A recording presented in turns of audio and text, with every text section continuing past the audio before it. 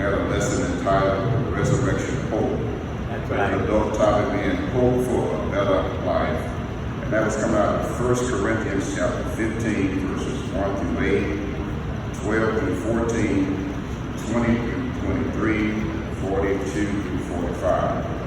The main thought was 15, 19, and 20. And I'll read that and I'll go through and give you what God has given me. In this life only, we have hope in Christ. We are all men most miserable. But now is Christ risen from the dead and become the first fruits of them that slept. Paul, in this lesson on today, was talking to this church at Corinth. There was a hearsay going on from this Gnosticism that believed that the body was not able to be risen from the dead. And there were individuals who were struggling with the possibility of life after death. They were also struggling with the fact that they didn't have hope in the resurrection. And Paul wrote this letter to this church at Corinth, and we know this church at Corinth was not the perfect church. There were some That's right. divisions in that church. There were some sins in that church that Paul had talked about.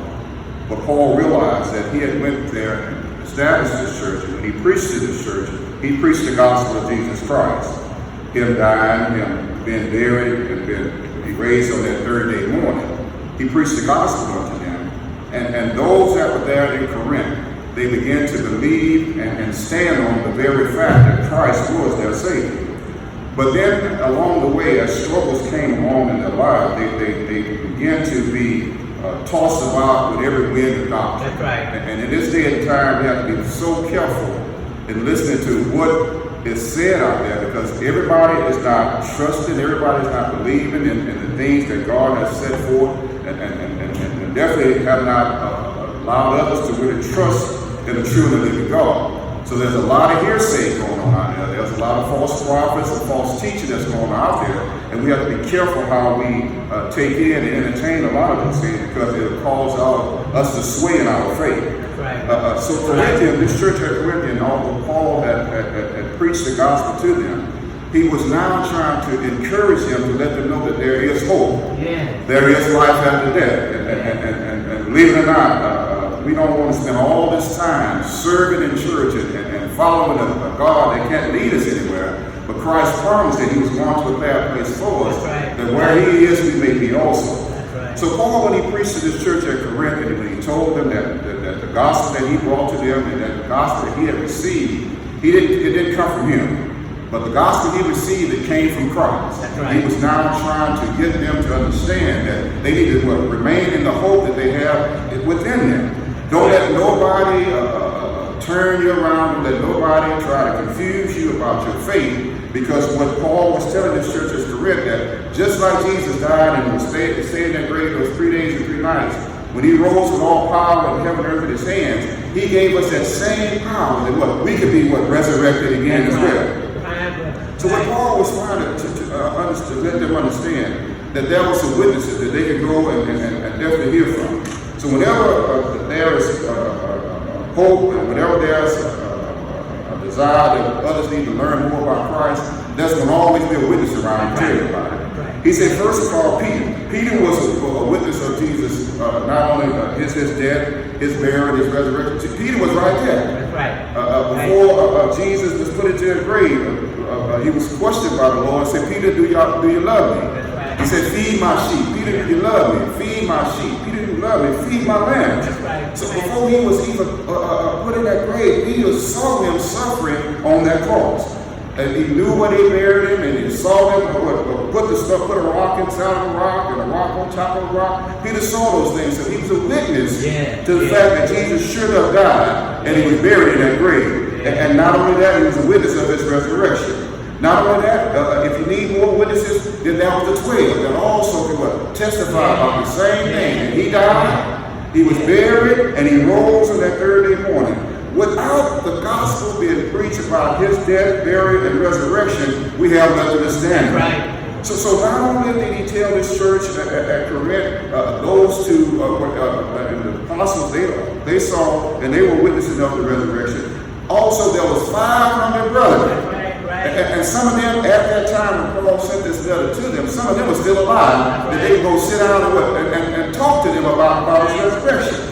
What do we have to stand on right now? We are witnesses of the very fact that Jesus died, he was buried, and he raised him, he was raised on that third day morning. We have to share that with others, that they might believe the same thing. So what Paul was saying, that the Corinthian church didn't have a problem with him dying and him being buried and him being raised. They believed that. But the struggle they had was with the life after they go into the grave. Because they were confused by this Gnosticism that said that what? If a body goes into the grave, it won't be raised up again. The body is no good. The spirit is raised up. So that was a struggle with them really trusting in what Paul had preached unto them. Yeah. But Paul said, if Christ had not risen from the grave, then what? We are men most miserable. Right now, in our day and our time, we're miserable right now because we're stuck. We can't do the things that we're accustomed to doing. We can't go about, we can't fellowship, even in the churches right now. We can't go out and do the things that we're normally doing because what? We found out this coronavirus got us all twisted up and we're not able to do the things that we find joy in. So we find out if we trust Christ in this life, and when we die, we don't have nothing else to look forward to, then what? We might go pack up the Bible. That's right. We might go close the church doors and go about our business and live our life out, if that's all we have hope in. But Paul said, don't let nobody fool you. The Christ that came and died for us, he made a way for us. Not only should we live life here on this earth and have it more abundantly, but likewise we got what? Life up in heaven with him. He promised that to us. Now, if he promised it to us, we can rest assured that what? It's going to come to pass. So when Paul was trying to get this church to trust in what they know is true to be a fact, because not only Paul said that those 500 brothers was witnesses, not only did he say James was a witness of it, Paul said, myself, I also witnessed to Christ. And I know I was born out of time. I don't think I'm worthy enough to even be a part of him being seen in Christ. But he said, I saw him, and I can be a witness to the fact right now that surely he lived. Yeah. Paul said he got caught up in the third heaven. That's saw things that no man would even speak about. Now, if Christ showed him all those things, and he was able to write about it, surely there's something that we have to look forward to when we close our eyes on this side. So to understand what Paul was really saying, now that he said, since Christ died, and since he said he was buried and when he went into that grave, it's just like planting a seed. Whenever you plant a seed, you don't expect to eat the seed when it comes out of the ground. That's right. But whatever that seed germinate into, that's what you plan on consuming. So since Christ died, he was the first fruit from the grave. And the reason he was the first fruit from the grave because I think Lazarus died, but he stayed in the grave longer than 3 days. Yeah, that's right. Lazarus didn't longer than 3 days. But when Christ died, it was 3 days and 3 nights that he stayed in that grave. And he got up out of that grave with all power in heaven and earth in his hand. So what he encouraged this church to let them understand was, now that Christ went and suffered and did, he died for our sins, first of all. That's right. And since he died for our sins was buried with him in that grave. And when our sins was buried with him in that grave, not only did Jesus go down into the grave, now he got the power over the grave, he got the power over death, and now when he was raised in that third day morning, he showed us a way. That's right. That when we leave earth on this side and we close our eyes on this side, we can look forward to heaven with him. Because he paved the way. There's so many people paved the way. They did things that Barack Obama made it possible that another black child could find himself being the president of these United States. There's some other people that paved the way for us.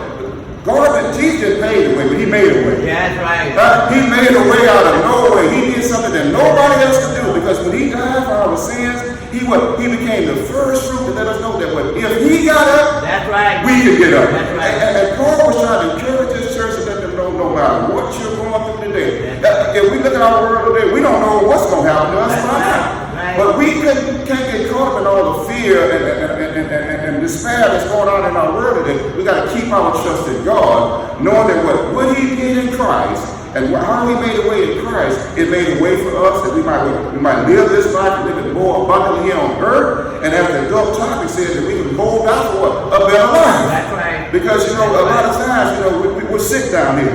We're hurting down here. We have pain down here. But what? Up in heaven, there'll be no more tears. No more, that's right. We go to the land and no more. We can live with God forever. And that's what this resurrection hope is all about. If we have hope in Christ, and we keep our trust in Him, we can realize not only He's going to bring us all the way from earth, but He can take us all the way to heaven if we keep our trust in Him. That's what the old saints said. Look, I keep my trust in God. That's right.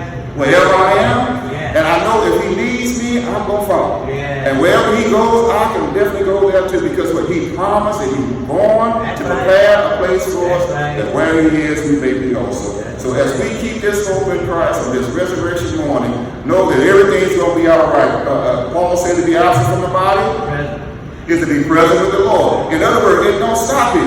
That's right. I went and I visited a church one time, and and I'm not going to call the name out of the church or anything, but they said, when you die here, you're done. And I don't want a religion that when I die here, I'm done.